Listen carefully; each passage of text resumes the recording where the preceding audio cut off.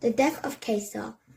Caesar finally left Egypt and came back to Rome. No one could fight against him anymore, and the people loved him. So when he came back to Rome, Caesar was made a dictator for life. A dictator can do whatever he wants. And once Caesar was a dictator, he took his power away from the Senate.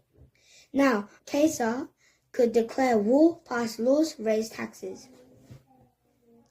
He started to make money with his own picture on it. He played for gladiator fightings and chariot racing to amuse the people of Rome. Everything seems to go in his way. But then, Caesar did two things that made many people angry. First, he called the Senate together. I am the dictator of Rome, he told them, but the kings of other countries will respect me more if you call me King Caesar. So from now on, I want you to call me king. Second, I want my nephew Octavian to be king after me. I am going to adopt him to be my son. I want him to inherit my power too. The Senate was horrified. They wanted to choose the next leader of Rome. They didn't want another Caesar on the throne. And they didn't want kings of Rome keep on passing their power onto their sons.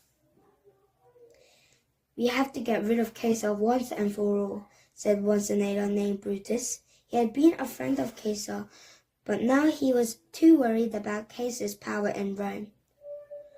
Tomorrow is the 15th of March. We'll attack him as soon as he enters the Senate and stab him to death. The other senators agreed, and the plans were made. Caesar was doomed. Caesar didn't know anything about the plot to kill him, but a Roman writer named Suetonius tells that many things happened to Caesar leading up to that day. He went out to visit his favorite herd of horses and found that the horses weren't eating. Instead, they were crying. This made Caesar so nervous that he went to the temple to ask the god why his horses were so sad. But while he was in the temple, a fortune teller came up to him and whispered, Caesar, Caesar, beware the 15th of March. When he got home, Caesar told his wife all about the strange thing that had happened this day.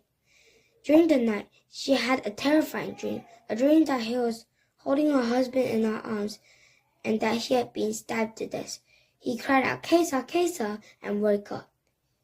She sat straight up in bed, and the door of her room flew open all by itself. When Caesar got up the next morning, his wife pleaded with him, don't go to the Senate today. It's the 15th of March. Stay home where it's safe.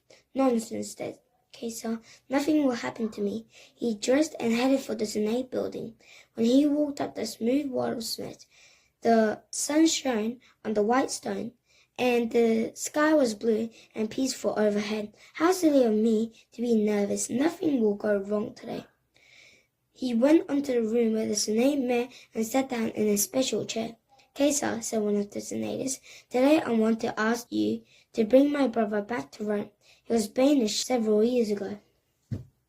Let's talk about that later, Caesar said, still thinking about his wife's dream. The senator leaped to his feet. Friends, he shouted, what are we waiting for? He ran forward and grabbed Caesar by his purple robe. Brutus and two other senators leaped at him with knives drawn. Caesar fought back, but they stabbed him. He staggered and fell down at the feet of a statue of Pompey. When he looked up, he could hardly believe that his old friend Brutus had helped him plot against him. Etus, he gasped, in Latin. This meant, you too, Brutus? And then Caesar died, there on the marble floor of the Senate building. His slaves had came and carried his body home. Caesar, the greatest Roman, had been killed by his own friends and countrymen.